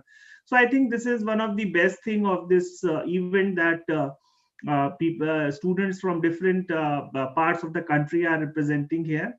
And on the other hand, from transgenders to sanitary pads to human trafficking to Swachhta, all the aspects are covered. So I think somehow this is a passion and this is the interest of youth. And why I'm saying, because role of youth in achieving SDGs is very, very important. Either it is a critical thinking, innovation, communicator, innovator, all these aspects where youth has full potential. And definitely India is a young country where we have major population in as a youth. So I congratulate everyone, and definitely being a jury is very tough, because every student has tried to put up their hard work, their full energy, and all the aspects they have covered. So I would like to congratulate everyone. Don't feel that whether you are being in the top 2 or top 1 or whatever the list is, but I think you must take this momentum further, not in this event, but take this thing regularly. And I would like to request Krishna ji to take up this SDG goals in your annual agenda, where you can organize, Biren ji, regular events on this, so that a proper sensitization and awareness can be happened, where youth energy can be channelized. So thank you so much, and congratulations to all the participants. Thank you. Thank you so much. Thank you so much, sir, Professor Prashant Chauhan, sir, for your wonderful remarks and make this event more successful. Thank you very much, sir. So now, for the congratulatory remarks, the vote of thanks. So I like to welcome our Secretary General of Universal Peace Federation of India, Sri Krishna Dikari ji. So I like to welcome him with a round of applause. Thank you very much. Thank you, Virendra. Very good evening to Professor Pramod Mehra sir, Professor Arup Burman sir, Professor Prashant Chauhan sir, and all the very dynamic young student leaders, the future of India. All of you, a very warm good evening, and congratulations to all of you for your very enthusiastic participation in this synergy event organized by the International Association of Youth and Student for Peace in partnership with Change Makers Foundation. Yes, I was, maybe you must have seen in your participants list, I was hosting this and trying to adjust your presentations going well in live in the Facebook and in the YouTube, and all are there. You can see it in the social times. What is the YouTube of our Prashant Chauhan sir? Social Work Times. Social Work Times, and our Facebook page, One World, One Family, YouTube page, One World, One Family. You are all there. You can go back and see it again. Already our professors, they really gave a huge amount of their precious time to really look upon your presentations and give the feedback. They already received your feedback. You already received your feedback. So I don't want to spend my time much on that, but I just want to congratulate you all for doing your best, showing your passion for resolving the conflict by achieving the the Sustainable Development Goals. At the conclusion, just I like to remind you one very important thing to think upon, to ponder in your mind, that the very UNESCO in the preamble, what it has written. Who wants to say? I think Rudrani is saying yes. So what does UNESCO preamble says? So it tells that we all human are together. It tells us about the fraternity principle of our constitution, that we all humans have equal share, and we must live in a common brotherhood. So we must maintain brotherhood in the society. At the same time, all individuals are having equal dignity as an individual to live, and and it's about the Declaration of Human Rights. In the UNESCO preamble, it is written, since the war begins in the minds of man, we must first defend peace in the minds of man. Okay, sir. I think for your reference, let me just show you UNESCO preamble. This is what is UNESCO preamble. The preamble of the Constitution of UNESCO declares that since war begins in the minds of man, it is in the minds of man that the defense of peace must be constructed. So can there be any bigger problem than the war? Any of the SDGs, problem of SDGs you can compare with the problem of war? Definitely not. I am not neglecting the SDGs that is declared by putting the minds of the world leaders.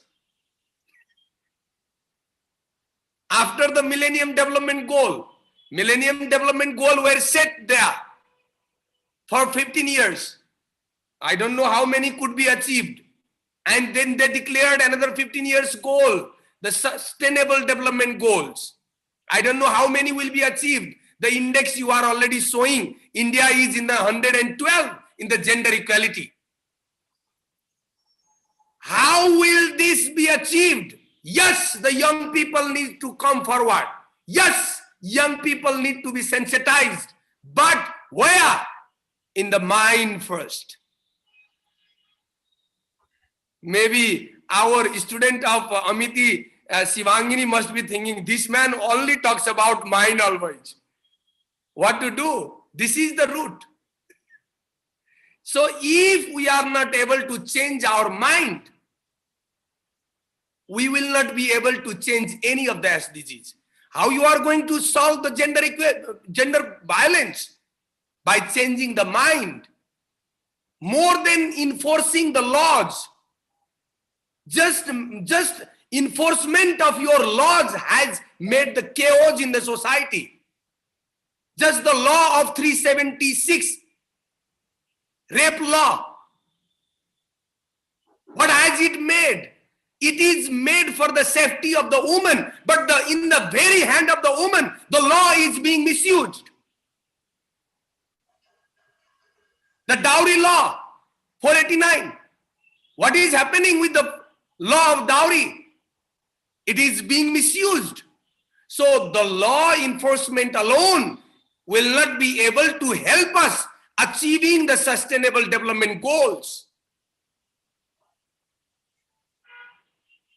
And so far, the topic today was the role of youth in achieving, in resolving conflict and achieving Sustainable Development Goal, SDGs. So first and the foremost, resolve the conflict that exists in your minds, in every individual's minds. Then we will surely be able to achieve Sustainable Development Goals and make this world a world of peace for all. So I just would like to give you this note to think, the preamble of the Constitution of UNESCO. So please think upon it, and we definitely hope that, like the Professor Prashant sir said, it will be of our great pleasure. I have been telling many times, working in collaboration with the Changemakers Foundation and many other institutions in sensitizing the goals of the United Nations for achieving actually ultimately a world of peace. Only sustainable development goal is not the United Nations goal. United Nations goal, the fundamental purpose of the United Nations when it was founded, was to build peace in the world.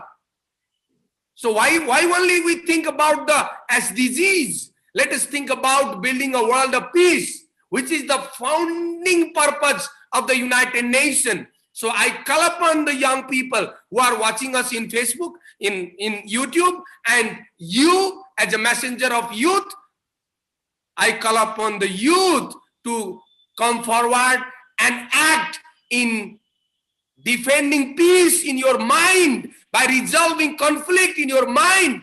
Then we will surely be able to achieve the sustainable goals and make a better world for all of us. With this word, I congratulate you all. One of the person will go for the higher competition, but don't forget to keep in touch. Don't forget to stay in touch with us and work together for changing our mind, changing the mind of our brothers and sisters in the nations of India, our country, and ultimately achieve peace in the world. Thank you very much and congratulations. Thank you, Birendra, for your coordination, all of your team, technicals, Sushil, Sanjeev, and everyone, and all of you who cooperated and made this program possible today. Thank you very much and good night. Thank you very much. Give a round of applause to our Krishna. Thank you very much for your remarks for the youth to go forward for building wall of peace. Thank you so much, our Krishna Dikari sir. So it's time to do the announcement, because those who are win in this competition, winner number one and winner number two will participate in South Asia sub-regional competition. And in South Asia competition, there will be the 4 nations: India, Nepal, Sri Lanka, and Bhutan. So you will be compete with the 4 nations, and every nation there will be 2 competitors. Means all total you will be the 8 competitors who will compete for the sub-regional competition, and that will going to held on 30th December 2020. After 2 days, it will going to happen on 30th December 2020. It will be sub-regional competition of Synergy South Asia. And after you win the South Asia level, then you will go for the next level we call Asia Pacific Synergy competition. And in the Asia Pacific Synergy competition, you only 1 person will selected for that. After sub-regional competition, there is 1 person will selected for Asia Pacific regional competition. And once you achieve the Asia Pacific competition, then you will go for the international, where you can compete with the world level, from America, from Europe, from Brazil, everywhere there will be. And those the winner of this international competition will awarded as a Youth Hero Award. So it's really, really interesting. And I hope you are really willing to go much forward for our next level. After national, we will have a sub-regional competition. So our technical team, our organizing committee is going to score, because all judges already gave you the score. So we are combining these 3 scores all together to finalize who will be the winner of Synergy Virtual National Competition. And you will represent our nation for the sub-regional South Asia sub-regional competition. And those who win the sub-regional competition, that first winner will get $300. $300 prize for the first winner of the South Asia competition and the $100 for the second winner. And after that, you will have an Asia Pacific competition. In the Asia Pacific competition, the first winner will get $500 and the second winner will get $200. So it's really become the great prize for all of you. So our technical lady maybe make a mark sheet for your announcement. So now, please put your hand or heart, listen carefully, who will be the winner. So if you have any comment from your side, if you want to say who will be the winner of today's competition, whom you think?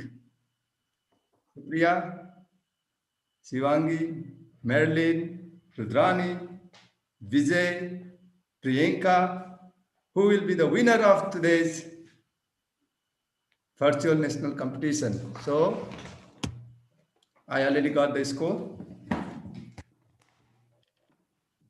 So it's my pleasure to going to announce the winner of Synergy Virtual National Competition.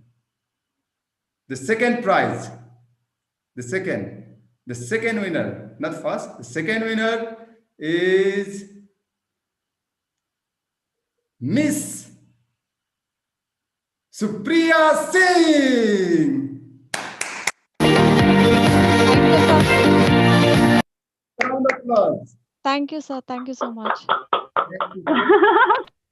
You are the second winner of Synergy National Competition. So you are selected for the South Asia Sub-Regional Competition. Congratulations! Thank you so much. I'm really grateful. I'm really grateful to all the panelists and all the participants as well. I'm really Thank you grateful, very much. genuinely. So now, the first winner of Synergy Virtual National Competition, Miss Shivangini Singh from Uttar Pradesh and Amity University. Give a round of applause to the winner of today's Synergy Virtual National Competition, Shivangini Singh. Thank you so much, sir. Really grateful. Thank you, sir. Thank you, all the judges. So this is the announcement from today. So you are selected for the next level of competition. It will be the South Asia Sub-Regional Competition, which is going to held on 30th December 2020. So we will give you the further information, detail in your mail and in your WhatsApp. Thank you very much. This is the conclusion of today's program. So I like to thanks to all our